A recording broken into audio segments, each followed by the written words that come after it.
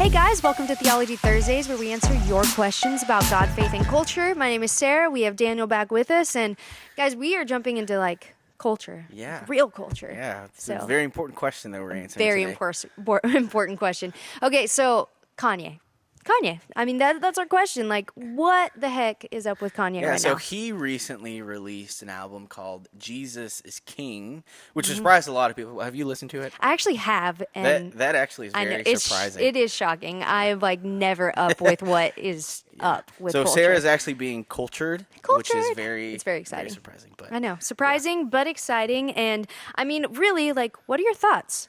Yeah, and so I do think this is important to talk about because there has been all kinds of reactions to this. I was actually really surprised by how controversial it was. Yeah, I was too. Because if you go on Twitter, you go on Facebook, obviously you all have already seen.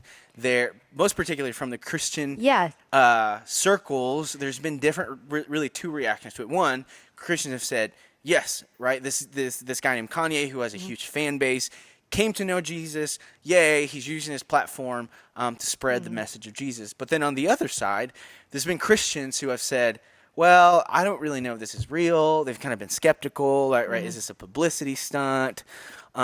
Is he just using this to extend his fan base and using it to make money? So there's really been two reactions to it. Right. And so I think for us as Christians, of course, I know some of you are thinking wow, you're going to get churchy, you're going to get you're going to make this too big of a thing. Right. But I think we as Christians, we should have a certain response. And so what should that response be to Kanye? Right. Well, I do first want to say that that I think as Christians, that our goal is never to be cheesy and our goal is never to be churchy, like you said, right? But if we actually do believe, hey, Jesus is my life, that if Jesus saved me, he's changed everything about the way that I think, the way that I see the world. So we do have to ask the question, what does Jesus have to say about this? So I want to answer really two questions. One, like we've already said, how do we react to it? And two, should we actually listen to the album? Because there's some people who would say no. So right off the bat, to answer the first question, what I would say is that we as Christians, the way that we respond to this probably has more to say about us and what we believe about Jesus more than it has to say about Kanye. And what I mean by this is that if we believe God's story, the gospel, what we call the gospel, it came to save us. I mean, we see and we look at the scriptures, we see that God always saves the most unlikely of people, right?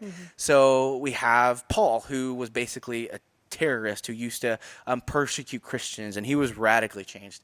Right now we're going through the book of Jonah, and we're talking about the Ninevites, who were a brutal and violent people, and yet God chose to save them. We see God use prostitutes in the Old Testament, and then we see some of Jesus' followers and disciples being tax collectors who were very unethical people. So we see that God never works in the way that we think we should, that we think he should work. Right. So if God saves the most unlikely of people, he can save somebody like Kanye West, who I think a lot of Christians might say would be one of those unlikely of people that Jesus would save. Yeah, I think based on the life we've seen him live in the past, we would say we would put him up there with a Paul, with someone else of just it seems unlikely at first, right? Right. So and to go right off of that, to answer the second question, I have had a lot of people ask, well, should we listen to the music, right? Some churches have actually already put his playlist into their Sunday morning, pre-service playlist. But that is a question. That is a question that we should ask. And I would say it depends on what you mean by that, right? Because if what you mean is should we listen to the album to celebrate what God has done in Kanye's life, then absolutely, right? Yeah. And on top of that, again, I think he's a very good songwriter. But should we listen to the music to absolutely learn things that are true about God? I would probably say, or I would say probably not.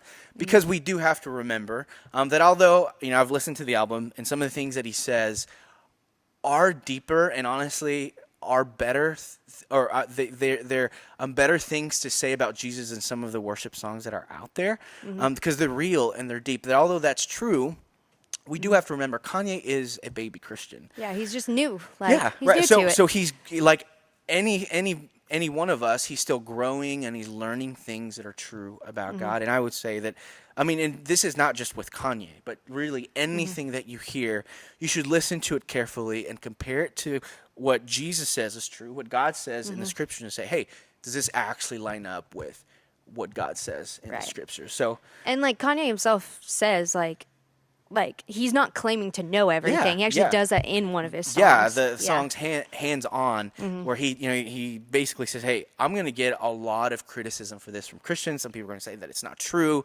He says, I've barely have read halfway through the book of Ephesians. This is just his way of saying, hey, listen, I don't know everything. Right. And he actually asks for people to pray for him. So I think that that's something that we should do. But at the end of the day, what I'm trying to get across is this, that my fear is that as students or as Christians, that my fear is that we would become cynical to the way that God works in people's lives, right? That if we believe the gospel and what's true about Jesus, right, more than anybody else, we should believe that God saves the unlikely of people, right? Including us. That God, that we should be the people that believe most in forgiveness. And say, hey, say a year from now, this turns out to be, like I said, a publicity stunt. You can say, okay, that happened, right? But that should not be our bent, that we should always believe that God can save anyone. Like, why are we so surprised that he could save Kanye? Like, that's the kind of saving grace that he does give and does allow. So I think, again, to make it clear, like, we should celebrate the fact that God saved Kanye. Absolutely. And even listen to his music to say, like, this new album, to say, wow, that's awesome. This is cool. But again, with any Christian music, like, we need to be aware and look into scripture and see what's true and what's not. Definitely. And take it with a grain of salt. So yeah, that's cool. So guys, I hope you enjoyed this video. I hope it's given you even some clarity as you look into what culture says about things. Like, test it against scripture. Like, that's our hope and that's our desire with things. And so as you have more questions, please leave them in the comments below. Like this video, hit the little notification bell so that you can see when we post new videos. And guys, we'll see you next week for our next Theology Thursday.